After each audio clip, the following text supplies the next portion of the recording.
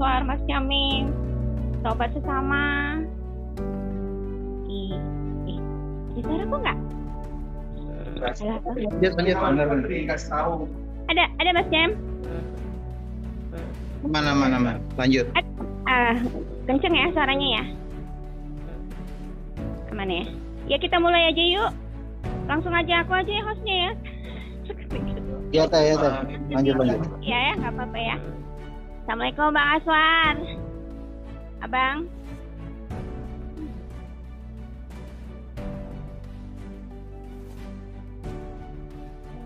Nggak ada Bang Aswar. Kesal ya? Kesal kayaknya.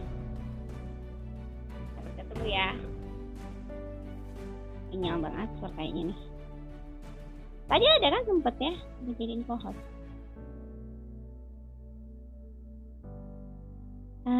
Kita sapa-sapa dulu nggak? Sempet nggak ya nyapa-nyapa? Ada yang baru nggak ya kira-kira malam ini? Yang tahu kelas sama? Boleh typing di itu ya, di kolom chat.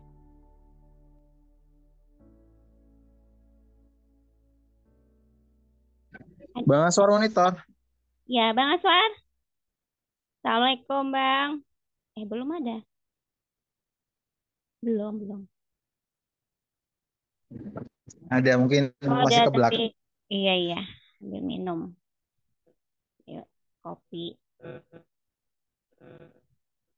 Kacang sukro, ya kan? Oh, ada yang baru. Kak Faizin ya. Dapat informasi dari mana, Kak, kelasnya? Dari Telegram ya? Dari Mbak Oni, Probolinggo. Oh, Mbak Oni YKAD. Iya, betul. Oh, iya, selamat bergabung. Jadi kelas kita Terima nggak kasih. cuma hanya untuk kaum Hawa ya, jadi kaum Adam juga boleh ikut sambil Siap. dilihat sama teman-temannya ya, Mas, diajakin biar tumbuh Masih bersama. belajar ini. Ya, sama. Yang lama pun masih terus saja belajar, kan progresif. Oh, siap. Ya, ada lagi nggak siapa lagi yang baru? Siapa? Udah ada. Bang Aswan, Assalamualaikum. Waalaikumsalam warahmatullahi wabarakatuh. Sehat ya, Bang? Ya, alhamdulillah. Tambah gemuk. Gimana kabar Mbak Sani? Iya. Ini manggilnya Mbak Sani apa Bu Sani? Mbak Sani aja kan. Oh, Mbak Sani aja, ya. Ya, masih mau nyari lagi kan tetap. Kalau masih ada jodohnya, Bang, tetap ya. Alhamdulillah. Terbuka. Abang, kita mau bahas ini yang tadi disampaikan sama Mbak Ike di apa WA group tentang derajat kan. Jadi di sosial itu kan ada yang disebut derajat gitu ya, derajat sosial. Sebenarnya kalau derajat itu dari mata kesadaran kayak apa sih ya? Apalagi kalau kita lihat dari level kesadaran dimensi 5 gitu, Bang. Oke ya, kita coba bahas. Bismillahirrahmanirrahim. Assalamualaikum warahmatullahi wabarakatuh. Selamat malam ya.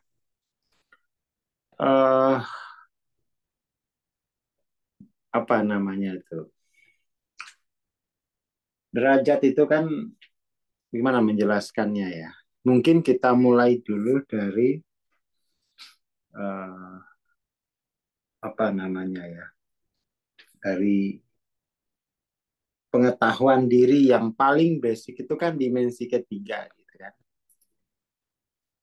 Pengetahuan yang paling dasar itu dimensi ketiga bahwa diri saya itu orang dalam pengertian orang sebagai tubuh. Kan dari sini. Diri saya adalah orang gitu.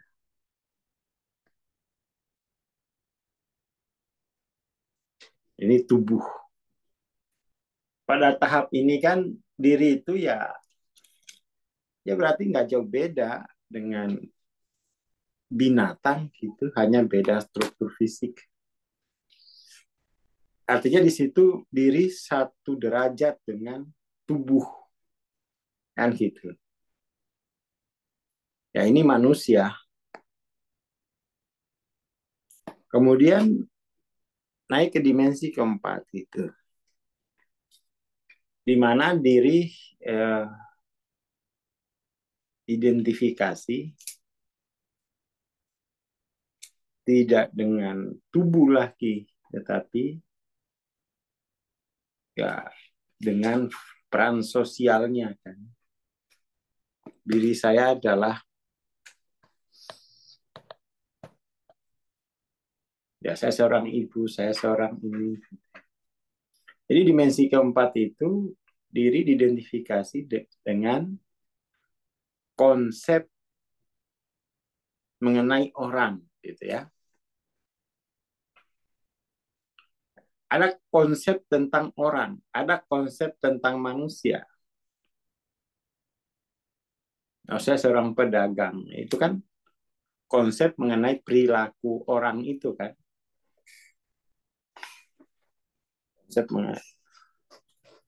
Konsep kebiasaannya, konsep mengenai bahwa saya orang Bogor.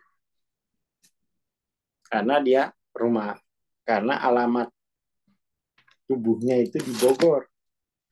Maka dikonseplah itu sebagai orang Bogor. Seperti itu. Jadi dimensi keempat itu dia konsep tentang sesuatu. Konsep tentang sesuatu. Baik sesuatu dari dimensi ketiga maupun sesuatu dari dimensi lain misalnya. Tentu diri di sini jauh lebih tinggi derajatnya dibanding diri dengan dimensi ketiga.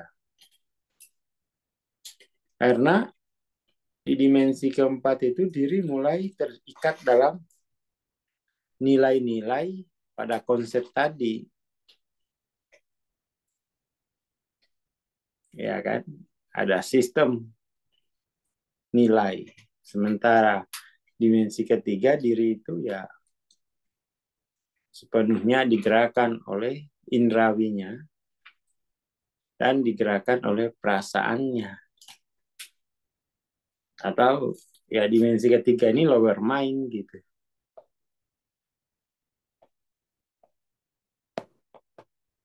Ini baru yang higher mind. Meskipun higher mind ini linear karena tatarannya itu masih konsep tentang manusia. Masih konsep tentang manusia.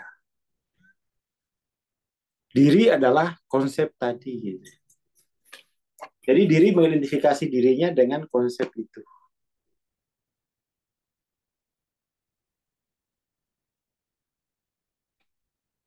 Dimensi kelima itu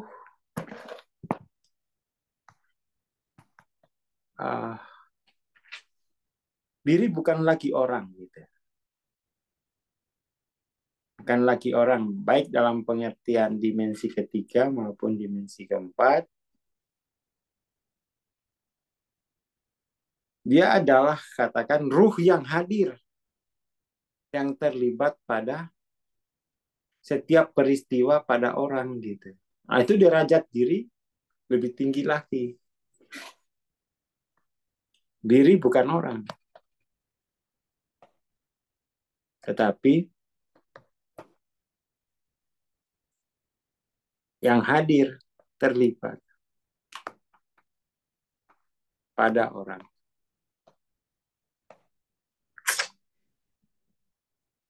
Jadi pengandaiannya adalah diri itu dari alam lain yang hadir di alam, yang hadir sampai pada alam orang tanpa dia. Jadi bukan hadirnya itu bukan berpindah lokasi gitu. Bukan hadir seperti ini. Ini diri, ini orang.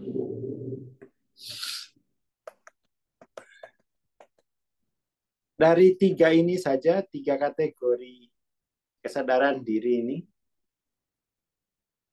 maka ya selalu kita harus mulai dengan sesungguhnya diriku itu apa? Orangkah atau bukan? Pertanyaan sesungguhnya diriku ini apa?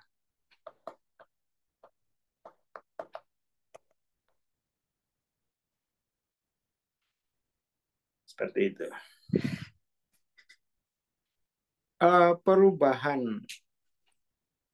Perubahan pengetahuan diri di dimensi kelima itu radikal loh. Nanti memandang orangnya itu tidak lagi sama seperti kita memandang orang dari dimensi ketiga atau keempat gitu. Dari dimensi kelima, orang ini adalah orang dalam pengertian suatu sistem hidup yang plural. Dalam pengertian plural itu seperti ini.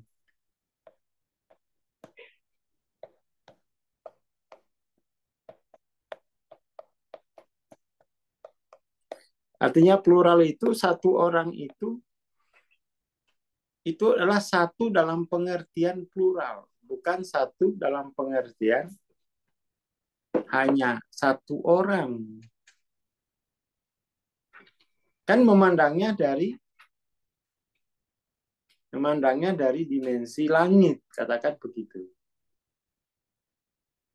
Maka semua orang, dan orang dalam hal ini itu dia adalah sebuah sistem alam gitu. Jejaring di mana diri itu hadir. Diri bisa hadir pada buah stroberi kan, makanya dia mengalami pengalaman dengan stroberi. Diri bisa mengalami pengalaman dengan siapapun di dunia gitu. Bahkan diri bisa mengalami pengalaman dengan batu. Itu orang di sini ini sudah bukan lagi hanya sekedar orang dalam pengertian dimensi 3, dimensi 4 gitu.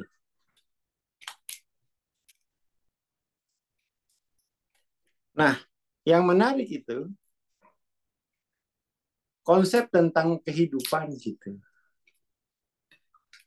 Bahwa diri itu hadir dan mengalami perjumpaan dengan orang.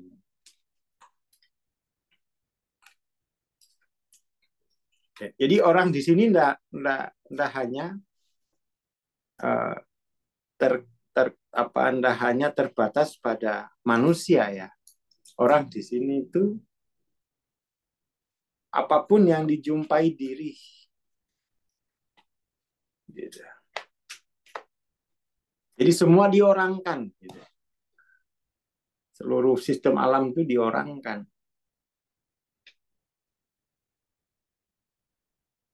Nah, pada akhirnya kan diri itu mengalami pengalaman orang.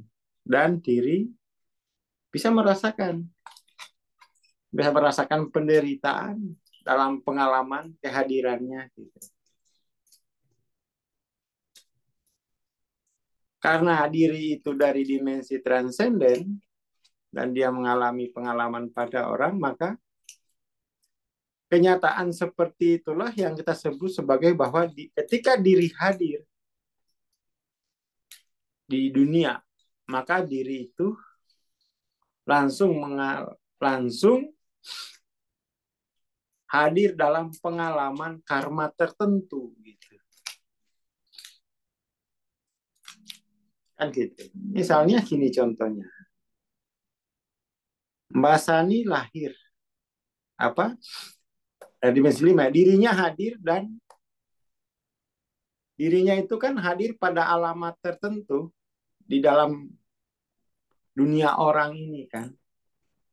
Maka dalam dunia orang itu sudah ada karmanya gitu. sudah ada nilai karmanya. Misalnya lahir di keluarga, di situ ada karma.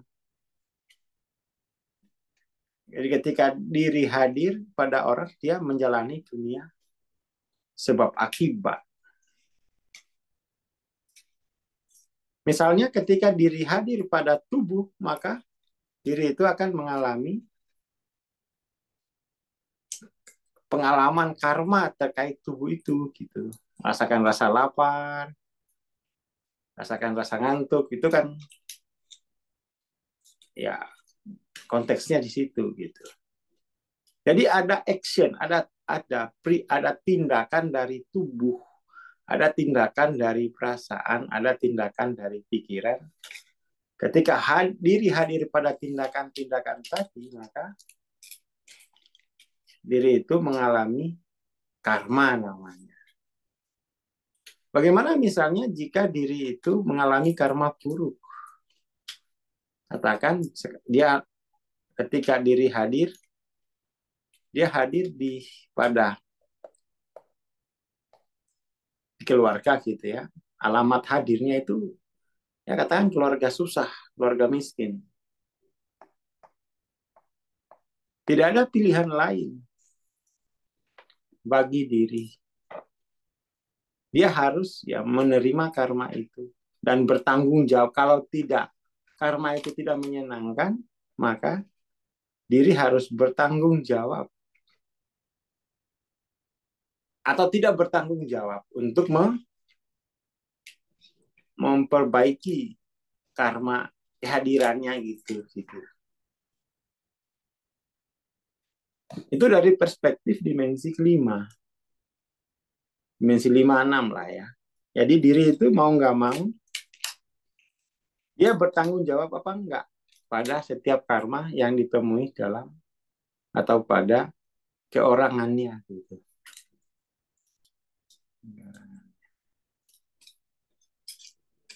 Kira-kira gitu Mbak Sani, konsep dasarnya. Masalahnya adalah kita selalu ingin menghindar. Karma-karma keorangan kita itu kita tidak mau ambil sebagai tanggung jawab. Kita ingin lari dari tanggung jawab itu. Mungkin bagi teman-teman yang asing dengan pembicaraan malam ini, silakan baca buku Zero Limit.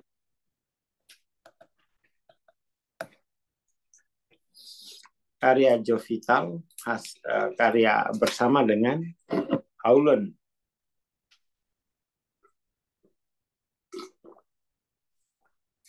Menariknya, dari derajat diri dimensi kelima, diri itu bisa terhubung dengan siapa saja melalui niat dan perhatian. Kalau misalnya sekarang teman-teman sedang memperhatikan omongan saya, itu teman-teman tuh hadir namanya. Karena memberi perhatian.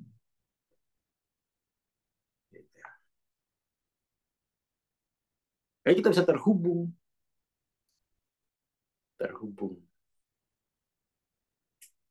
Dan setiap orang itu sudah punya alamatnya di dalam dunia gitu. Saya membayangkannya itu gini. Ketika Nabi Adam itu makan buah huldi, itu gambaran bahwa Adam itu mengalami pengalaman kehadiran di alam orang gitu. Dan dia kena karma orang itu gitu ya. Saya sih sementara ini memahaminya gitu. Cerita tentang buah huldi itu yang dimakan oleh Adam itu adalah cerita kehadiran diri yang sudah makan buah huldi. Dan dia langsung melalui tubuhnya. Jadi buah huldi itu katakan itu tubuh. Dia kena karma di alam dan dia punya alamat karma ya, alamat karma di alam dan punya alamat karma di sosial kita. Seperti itu. Dan sebenarnya itu menguntungkan bagi diri karena kemudian tuh melalui alamat karmanya itu diri bisa itu bukan hukuman sebenarnya.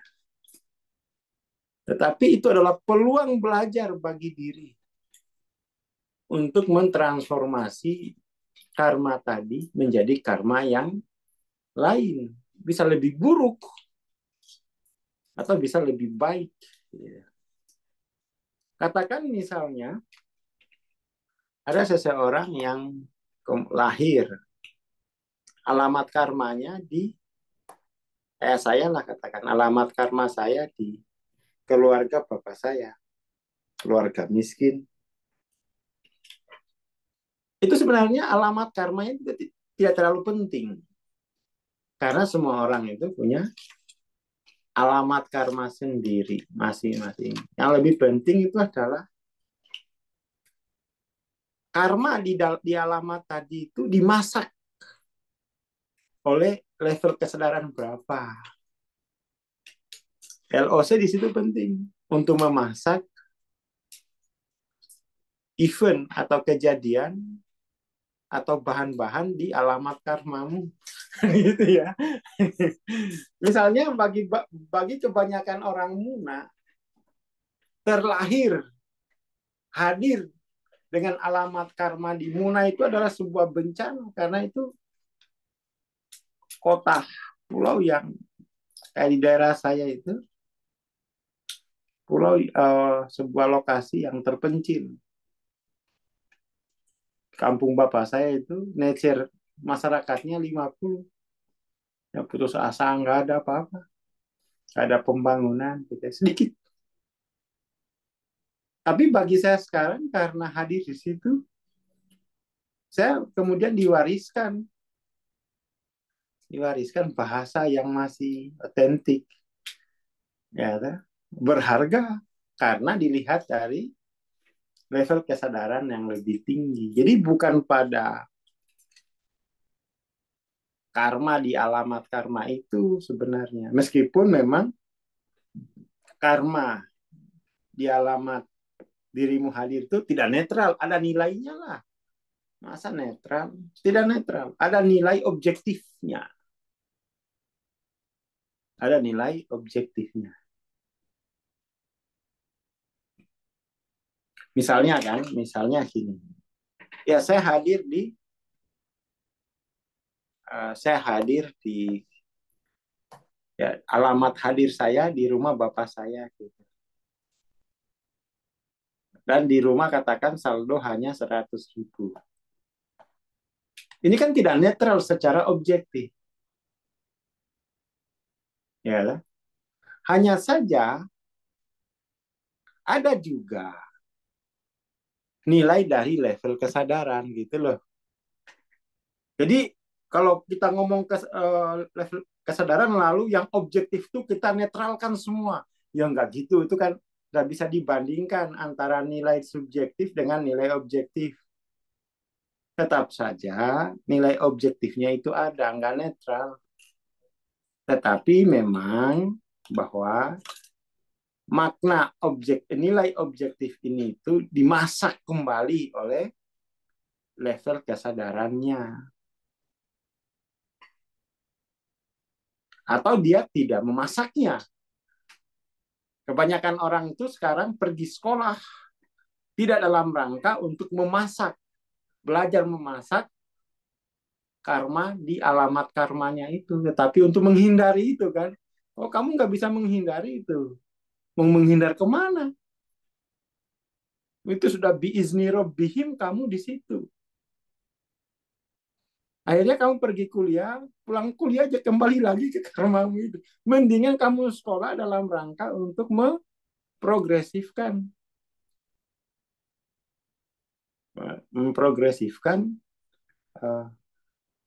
karma di alamat karma kehadiranmu gitu. Jangan dihindari, nggak bisa dihindari itu. Seperti itu. Saya menggunakan istilah karma karena di kampung itu disebutnya bondu, event sebenarnya. Kamu hadir dan mengalami event. Event yang terberikan gitu. Event yang terberikan. Kita kan diri kita hadir di alamat di bumi, eventnya kan sudah terberikan. Sudah ada angin, sudah ada kamu ke sekolah melewati sungai, itu kan terberikan kan. Event yang terberikan itu kemudian saya mengikuti saja term yang mudah dimengerti, yaitu ya karma.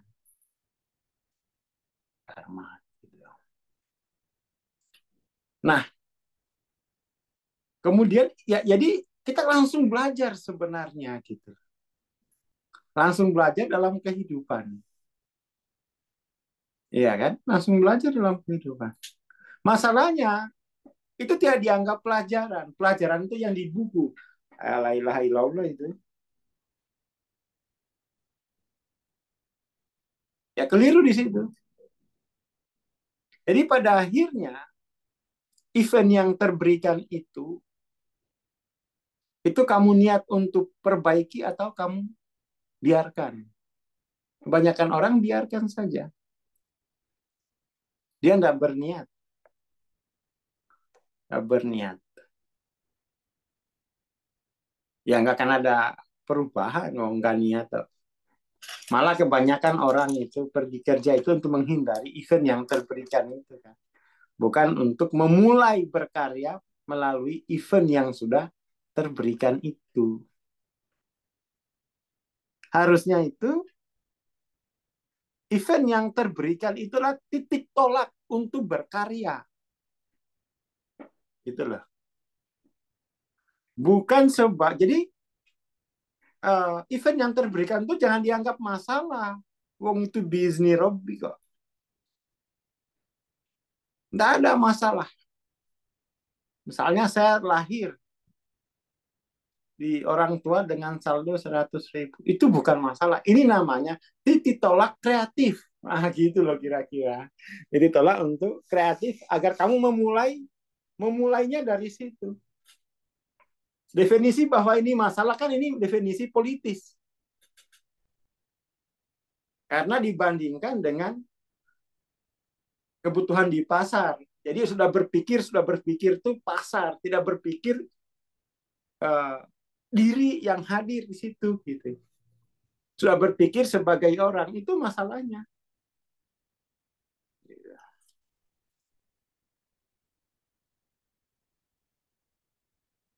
Jadi ketika diri hadir pada orang, diri itu langsung mengalami event.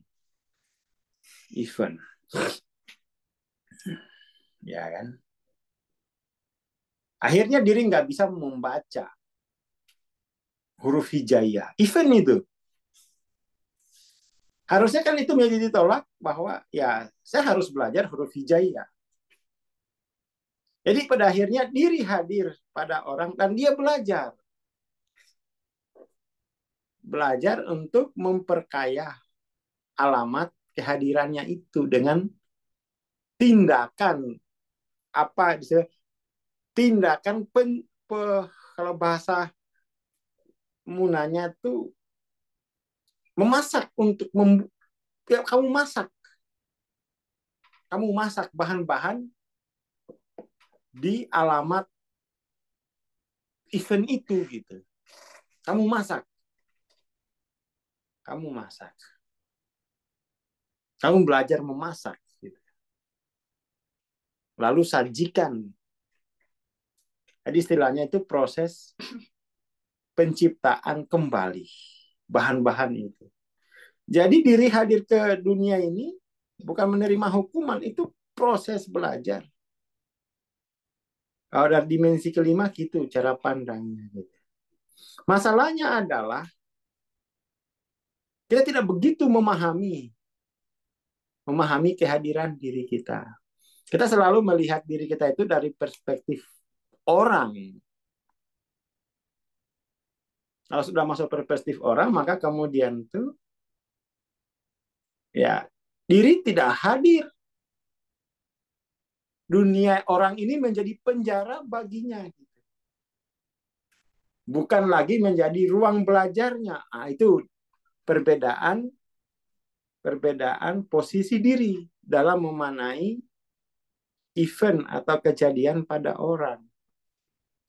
Maka penting untuk selalu bertanya, sesungguhnya diriku apa? Sesungguhnya diriku ini apa? Kira-kira gitu, Mbak Sani. Turnuun. Ya, ya Bang. Siap, siap, siap. Kasih Bang. Oke, makasih. Barakallah.